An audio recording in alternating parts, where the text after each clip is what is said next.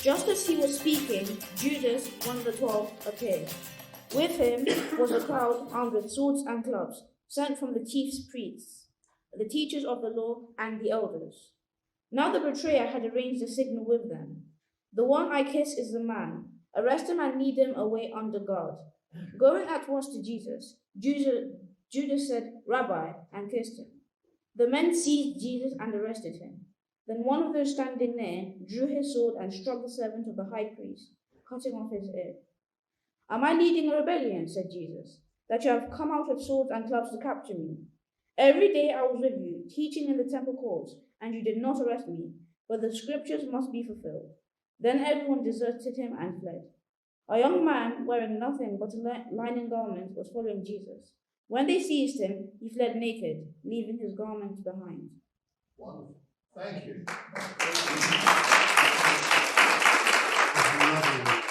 Thank you ever so much.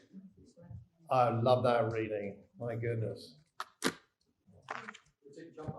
I know. My job is under threat, which is not a bad thing, I would say. So today we are looking at our next episode, you could say, in our road to the resurrection, as we're approaching Easter. This is part 4. Thank you, Stefan, for speaking last week. Stefan and Liesl are not here because they both got COVID. Or at least that's their excuse. Maybe they got the clocks wrong and they're really lying in bed. I'm actually not sure I believe them. I don't know, Stefan and Liesl. Are you watching online? Are you really? Is it true? Is it really COVID? I'm not so sure. But thank you, Stefan, for speaking last week on Jesus as being vulnerable and not a victim, but vulnerable in a really healthy way. And as you can see, as we approach Easter and the cross and all that, most of these lessons, the last few weeks and indeed today, there's not really a room for a lot of laughs in Gethsemane and on the cross and so on. So I can't make an excuse for that. That's the way it is. But I do think there's a tremendous amount that is valuable we're going to be learning over the next few weeks. Today we're talking about being under trial from this passage and the parts that follow immediately from it in Mark 14.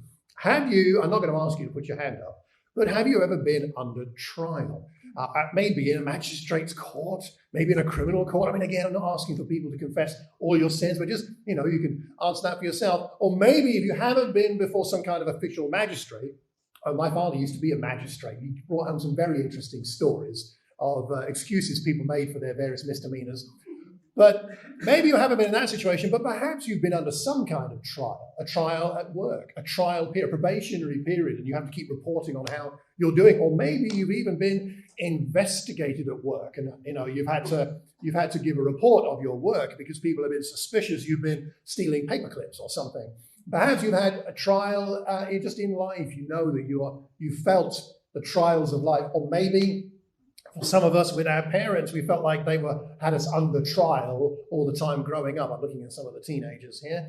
Perhaps you feel like you're under trial a lot at home, having to behave, do certain things, not do other things. It's tough being a teenager, but bear in mind your parents went through this as well.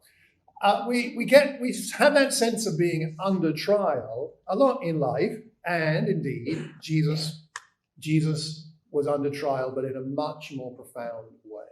How did he respond? What can we learn from it? What can we gain from that?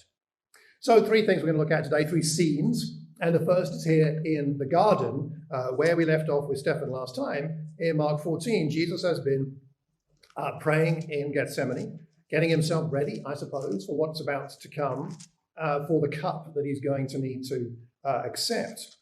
And then in that garden, Judas turns up with a crowd and kisses him. He is arrested. The sword is brought out, and the ear of the servant of the high priest is cut off. It sounds rather bloodthirsty, doesn't it? And Jesus asks them whether he's leading a rebellion. I've been around. I've been teaching. You could have talked to me anytime you like. But they all run away, including this mysterious young man who leaves behind his one little garment and runs away naked as the day he was born. My goodness, what strange things here, right? Let's tease out a few bits before we go on to the next part here. We are in this scene, we're in the dark. Now, you know what dark, have you been in real dark? Not the dark at, walking around Watford or something. I mean, it's not really dark, but dark where you can't see the hand in front of your face. Some of you in Africa, I would think probably more so in places like that where you don't have so much street lights and stuff, right?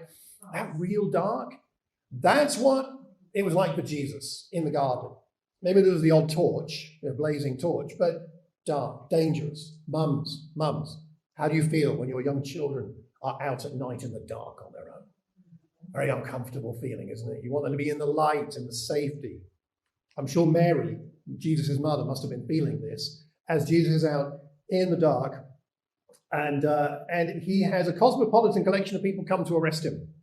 We've got a crowd from the chief priests, the teachers of the law, the elders, people who ordinarily wouldn't necessarily get on and didn't share all the same views. But it's funny that Jesus, as much as he unifies his followers, seems to unify his enemies. He has a unifying effect on everybody in some way or other. Maybe it's a bit like all the European countries at the moment who don't really get on, but are working together to help Ukraine, right? It's funny how sometimes things bring us together. Anyway, you might think it a bit odd, and maybe not to be trusted, that all these spiritual holy people come out with swords and clubs. This is a mob. It's a religious mob organized by the religious leaders. Is that credible? Well, let me tell you about some writing by a chap called Flavius Josephus. Josephus was a first century historian who was Jewish and was a general and fought against the Romans, and then realized when he was losing and the Jews were going to lose, he switched sides and joined the Romans. And he then became a favorite of the emperor of the day and wrote history for the Romans.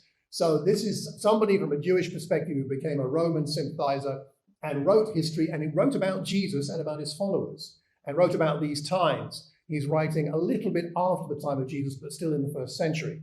So he wrote this, for example: such was the shamelessness and effrontery which possessed the ruling priests, that they actually were so brazen as to send slaves to the threshing floors to receive the tithes that were due the priests, with the result that the poorer priests starved to death.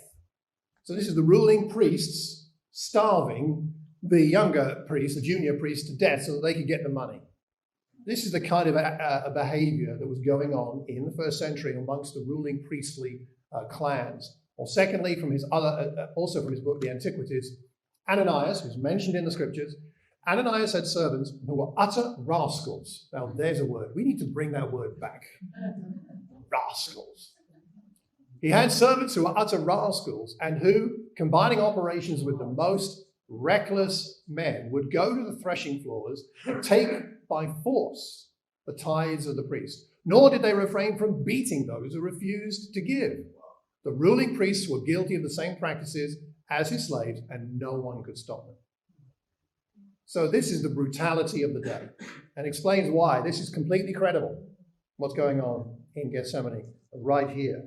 Really sad, but a reality. Judas then betrays Jesus with a kiss. How would it, I mean, it feels bad to be betrayed by anybody, but what about your bestie? Being betrayed by your bestie. I mean, Judas was one of his close associates here and been with him for 3 years. How would that feel? I mean, I'm not going to ask you to volunteer it, but have you ever been betrayed by someone you would consider to be a trusted and close friend? If you lived long enough, it's happened to you. If it hasn't, I'm glad for you, but it's probably coming. But I hope not. I hope not. But what an awful situation to be in. Normally in this situation, the rabbi would kiss his followers and then they would kiss back, the cheek sort of thing.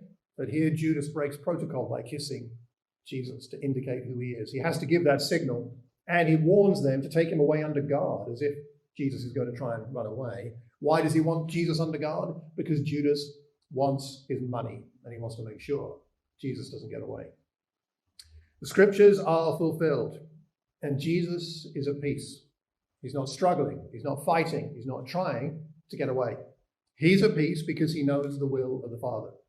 I would suggest that what Stefan talked about last week from the time in Gethsemane, that is what was critical for him to be able to handle this situation. He needed that time in Gethsemane to prepare him for the fulfillment of Scripture in his life, be it ever so injurious to him personally. He's at peace when all around him are perturbed. I find Jesus very inspiring in this way. I get perturbed very easily. Bad news, an unexpected bill, someone frowning at me from across the road, These things bother me. I get perturbed. My peace is disturbed very easily. But Jesus is in this garden with a crowd with swords and clubs. He knows what's coming. One of his own followers, we know from one of the other Gospels, it's Peter who pulls out the sword and cuts off the ear of Malchus. We know the name from one of the other Gospels, which was it's not Peter being incompetent. It's been portrayed as sometimes in sermons, like, oh look, he couldn't even really injure someone properly. He only managed to cut off the ear. But actually, it was a very serious injury. And for a priest who this would have disbarred him from his profession as a priest, because he couldn't have an injury like that. So that's a side point. But Jesus has that genuine, he has that genuine serenity. He's surrendered to God. And I'd suggest this is one of the reasons why we have our own times of quiet with God. We need those quiet moments with God to prepare us for the days to come, even that day, when our peace will be disturbed. Jesus sets us a tremendous example here. And even though he sets such a wonderful example, all of his friends run away. They flee, they deserted him and fled. And in fact, in the Greek, I'll just give you one small bit of Greek, come back. That's the Greek for verse 50. And literally, if you look at the word order, it says, then deserted him, fled everyone. And bear in mind, the Gospels would have been written to be read out and have been read. And most people wouldn't, of course, have their own copy, but the early church would have had it read. And I can imagine the person reading this slowing down as he gets to the end of the sentence, saying, they deserted him, they fled with a pause. Everyone left. If you and me, we'd been there, we'd have all run away. Guarantee it. I would, so would you. Let's not kid ourselves. Like, we're too holy, we're strong. We know Jesus, we could handle it. No. If his apostles couldn't handle it, you and I couldn't handle it. There are times when things get a bit much. Jesus knows how it feels to be alone with only God for his strength. You and I know times in life when we feel alone and we have only God for our strength. So that's our first scene. The next scene takes us to verse 53. Let's have a look there. From the garden, we move to the home of the high priest. And a lot of people come together, the elders, the teachers of the law. Peter follows at a distance, right into the courtyard of the high priest. He sits there with the guards, warms himself at the fire. Chief priests, whole Sanhedrin, looking for evidence so they can put him to death. They've decided what they want to do, whatever the evidence is. They're just trying to find the evidence. They testify falsely against him. Statements don't agree. Some stand up and give the false testimony saying, I heard him say he's going to destroy the temple, human hand, 3 days, build another. Even then, they don't agree. High priest stands up and says, aren't you going to answer? What is this testimony? Jesus remained silent, gave no answer. Again, he asks him, are you the Messiah, the Son of the Blessed One? I am, said Jesus. You will see the Son of Man sitting at the right hand of the Mighty One, coming on the clouds of heaven. The high priest tears his robes, sign of great disgrace and disturbance. Why do we need any more witnesses? You've heard the blasphemy. What do you think? And they all condemned him as worthy of death. And then some began to spit at him. They blindfolded him, struck him with their fists, and said, prophesy. Guards took him and beat him. This is the first of two trials. Many people look at this and say, you've got the trial of Jesus, and shortly we've got the trial of Peter, which we're going to come to in just a moment. It's a sandwich. Again, like you may remember, I've talked about this Mark and sandwich idea, where Mark has one story bracketing another story. And here we have Peter by the fire, and later we're going to see Peter by the fire, and we've got this bit about Jesus in between. Mums know how it feels. What does it feel like when your children are falsely accused of something? Maybe some teacher at school. Teachers are wonderful, by the way. I think all of you teachers are wonderful. I'm just going to put that caveat there because all of you teachers, especially the ones here, especially the ones here, and of course none of this would never apply to you, but occasionally a teacher at school, not one here, a teacher at school sometimes has been known on occasion somewhere to sometimes take it against a child and load stuff on a child and accuse them of things, and then the parents and mum hears about it, and Mama Bear comes out and wants to go up to that school and put that teacher right? Imagine Mary learning what's going on here with her son. Tough. So what kind of trial do we have here? Well, we have an illegal trial by Jewish law. They're doing it all wrong. There are a lot of people there. The Sanhedrin is usually about 71 men, plus all the others. There's a big crowd crowding around Jesus here. And they get false testimony. They're actually trying to get false testimony into the trial, which obviously is not according to Jewish law. And he's been accused by the high priest. And it's interesting that he stays silent to begin with, doesn't he, Jesus? He asks them about the testimonies. Jesus remained silent, which confuses everybody. Why does Jesus remain silent here? He could defend himself. He could put the wrongs right. Isn't he about putting wrongs right? And these people are saying false things. Couldn't he say, that's not true, this is the truth? And why does he not do that? He doesn't do it because it's not important right now. He's on his way to the cross. And he's not there to defend himself. I don't know about you, but I find it very difficult not to defend myself when I think someone has got something wrong about me. You said this, and I'm like, no, I didn't say that. You meant that. Or that's even worse, isn't it? But it's much worse when people tell you what your motives are. That's actually a lot worse. Like, I know what you really meant. You do? Sometimes it's interesting. You know things I don't know. Okay. I wasn't aware that I thought that or felt that. It's very interesting. And I want to defend myself. And this happens a lot in life, and it happens, frankly, quite a lot in families, particularly between husbands and wives. So I've heard, because it never happened between us. But and we want to do it. But Jesus, he is so surrendered to God. It doesn't matter if what people say about me is right or wrong. What matters is that I do what is right by you, God. That's what matters. And it's a good lesson for us. This is a point for another time, really. But there are times to hold our peace, even when we could correct somebody. It may not be helpful or necessary to correct. That's something for us to consider, but that's not really the point of the passage here. But when he's asked about whether he's the Messiah, then he does speak up, because that's about his identity. And so his teaching, his behavior, what he said, what he didn't say about other things, at this point doesn't matter. But what really does matter is who he is. Are you the Messiah? I am. And you know what? Son of Man, referring to himself, looking at Daniel chapter 7, if you want to check that out, it will come, and you'll see him coming at the right hand of the Mighty One, the clouds of heaven. Perhaps he's talking there about AD 70, looking back at Mark 13. You can look that up another time. He might be talking about that kind of judgment, that kind of coming of God bringing judgment on the Israelites as they had rejected the Messiah and the Romans conquered Jerusalem and destroyed the temple. Maybe that's what he's talking about. Let me know what your theories are later.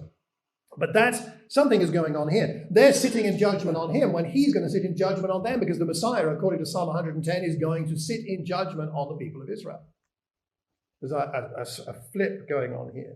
The irony is intense. This high priest commits blasphemy in the very act of condemning our great high priest for having committed blasphemy. What a paradox, what a switch. And then they spit on him and hit him. I don't know if you've ever been spat on. It's very unpleasant. It happened to me, I think, 2 different occasions in my life. Once at school and once another time. And it's very strange how something so I'll say non-physical, I don't mean non-physical, but non-violent, how that seems to be worse than physical violence in some ways. Can't explain it. It's why I think sports people get really upset when they get spat on. It's funny, you can injure someone in quite a bad tackle and people will get upset, but if you spit on somebody, I don't know, it's like a riot will break out. And they spit on Jesus, the author of life, the one who gave them their life, is being spat on. And so we now see, I think, motives exposed. They just wanted an excuse to beat him up and spit on him. They weren't interested in justice. Jesus knows what it means to be falsely accused. And you know what? It does not shake his confidence in who he is.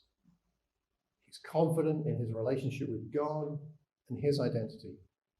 And he's an inspiration to you and me, that no matter what happens to us in this life, in this world, we do not have to be shaken as to our identity as belonging to Jesus, one of his family, and that he truly loves us. And then finally, we go on to the third scene. We've gone away from the courtyard and from Peter warming himself by the fire, and we come back now. He's in the courtyard in verse 66, and one of the servants is there. She sees him, looks closely at him. You also were with that Nazarene, Jesus, she said. He denies it. I don't know or understand what you're talking about. And he went out into the entryway. The servant girl sees him there, says again, so standing around this fellow is one of them. Again, he denies it.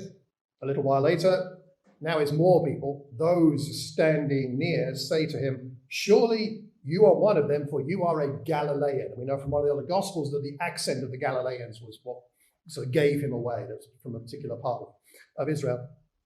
And then he begins to call down curses. He swears to them, I don't know this man you're talking about.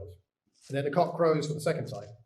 Peter remembers the word Jesus said, before the rooster crows twice, you will disown me 3 times. He breaks down. And he weeps. Jesus has already been abandoned by his friends, and now he is denied any sense of loyalty from his followers here. Excuse me. You know, mums, you want your kids' friends to be there for them. You don't want your kids to be alone, do you? You want our kids to have their friends around them to back them up when they're being bullied or when they're being attacked or whatever's bad that's happening to them. I wonder how Mary felt, knowing this was going on. This trial is a little bit different. I'm going to ask you to think about this for a second. What do you see that's similar between the trials of Peter and Jesus, and what's different? Barry?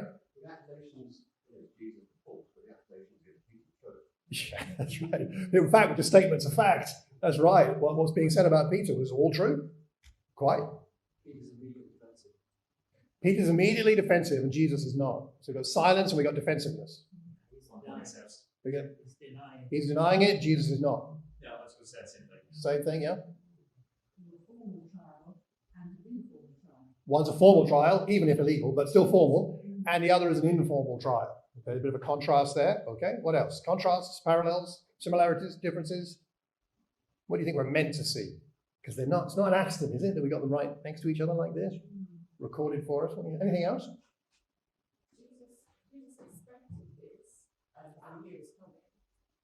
I don't know if he really knew it was coming. It's a good point. There was an expectation of some kind, but maybe not as detailed, right? So Jesus probably had a pretty detailed idea about what was going to happen, whereas Peter was warned he would deny Jesus, but he wouldn't have known the circumstances, and so there's a difference. There's a bit of a parallel and a difference. Yeah, okay, good, yeah.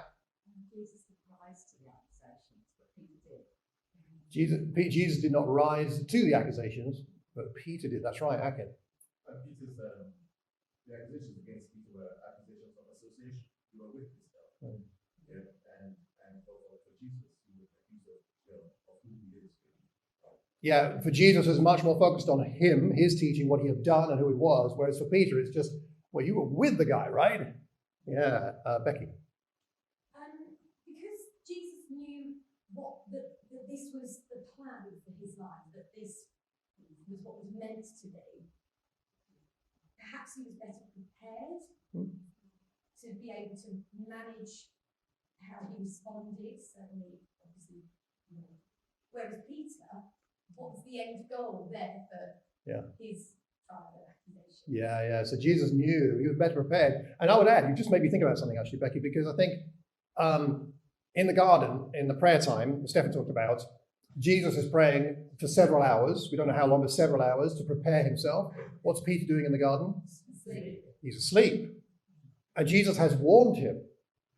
So why isn't he preparing himself? Even if he doesn't know the detail, but he fails to prepare in prayer. So there's a contrast perhaps there that's revealed. Bill? I think Peter's scared. Peter's scared. Jesus is not scared. Yes. I expect Jesus felt fear because of the physical thing coming, but not, but accepted that, yeah. The fear. He doesn't. At the back. I think Jesus was accused by the high priest of Israel, and Peter was accused by a servant woman who was obviously like A nobody. In that culture, a nobody accuses Peter, whereas Jesus gets the treatment of the highest of the land. Absolutely, yeah, Leon. Jesus was very consistent, again, in back to namely his ultimate purpose, that consistency. And Peter, you could see this as his opportunity to make good on this abandonment. He's kind of come back and being loyal to Jesus. But then he kind of throws it all away. Lying in that. What a really interesting point. I hadn't thought about that. But in a way, it's Peter's opportunity to say, oh, I messed up in the garden, I ran away. Now I'm going to stand up. But he doesn't. Yeah, Sarah. So Jesus knows that this is the fulfillment of the word. Peter's been taught about that, but he hasn't actually seen it come to fruition as yet. So he's still anticipating what's happening. He doesn't know. He doesn't know. True. Dan? So to Sarah, I do wonder if Peter actually was thinking that Jesus was going to react differently. And perhaps be this zealot leader of the people, take the land back, take the, well, actually, that's not what Jesus was about. And Peter didn't know how to react. Yeah, maybe Peter was thinking, right, Jesus is going to tell that high priest what for, and he's going to sort them out, and he's going to walk out of there like... He's going to use his power. Right. But actually, that's not what he did. He paid dropped and didn't know how to respond. He didn't, did he? He didn't know how to respond. Akin, last one. Yeah. Almost, Peter regrets it actually. And it's interesting, Peter is being asked to identify with Jesus, basically. And that is what he's refusing to do. It makes me think of myself on a personal basis. He's been asked to identify with Jesus at a difficult time. It's going to be challenging now to call himself a disciple. And the consequences are quite severe. And he wasn't prepared to do exactly the opposite of what Jesus actually was. Really interesting contrasts. This is fascinating. I think we've just generated enough insight to write a book about this whole passage. Some things I saw earlier. Here's something I prepared earlier. To quote Blue Peter. So Jesus knew that he was fulfilling prophecy from ancient times. Peter was fulfilling prophecy made by Jesus. They were both fulfilling prophecy in a way. Different outcomes. Jesus endures an all-night interrogation. Peter capitulates within an hour, where the two cock crows would have been an hour apart. So somewhere within about an hour. Jesus retains his convictions in front of the most intimidating people in the country. Peter loses his convictions in front of a nobody. Jesus does not defend himself from false accusation. Peter does not admit to accurate accusation. Barry pointed out. Jesus confirms his identity, and Peter effectively denies his identity as an apostle, follower of Jesus. And there's a lot more we all talked about here and explored. I'm just reading those there, pop in my head. Go ahead. One who's spirit-filled, and one who has no spirit. See, you've now messed up my final point.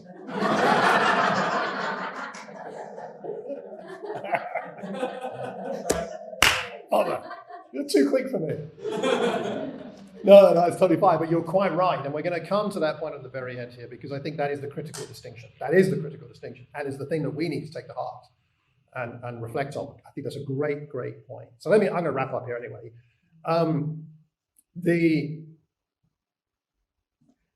Peter knows what it means to let your best friend down.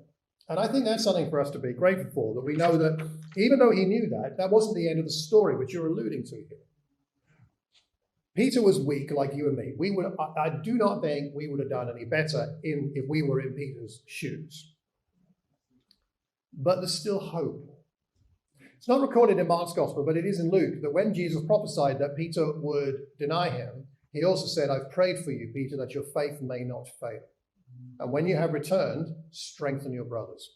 Jesus had hope for Peter, even though Peter didn't know it at this point. I was talking to my father last week, because my father's doing a Lent group at the moment, and they're going through some of the same texts as it happens. And we were talking about Peter and this situation. As we discussed it, what came to mind for all of us is what you just talked about, which is that the contrast between Peter here and Peter in the book of Acts. Now, what's the difference? It is the Spirit in the end, isn't it? Really? He takes the lead in chapter 1. He takes the lead in chapter 2 in preaching the first, what you could call Christian sermon. He takes the lead in dealing with the accusations of the high priests and the other religious authorities in Acts chapter 4 and 5. He endures persecution for the sake of Christ, which he avoids here. He takes it all. The verbal accusations, the physical beatings, and he stands up for what he believes and who he really is as a follower of Jesus. Because then he has the Spirit. The Spirit which couldn't be given until Jesus had died and resurrected. And to wait for the resurrection. And we're on the road to the resurrection as we go towards the memorializing or remembering Easter. And I think that's an encouragement, isn't it? Because if we have the Spirit, we can come back from times of failure. We can become revitalized in our faith, no matter where we've been. Perhaps that's part of the message of Easter. Part of the message of Easter is God's not finished with us yet. There's still hope. Anyone still breathing?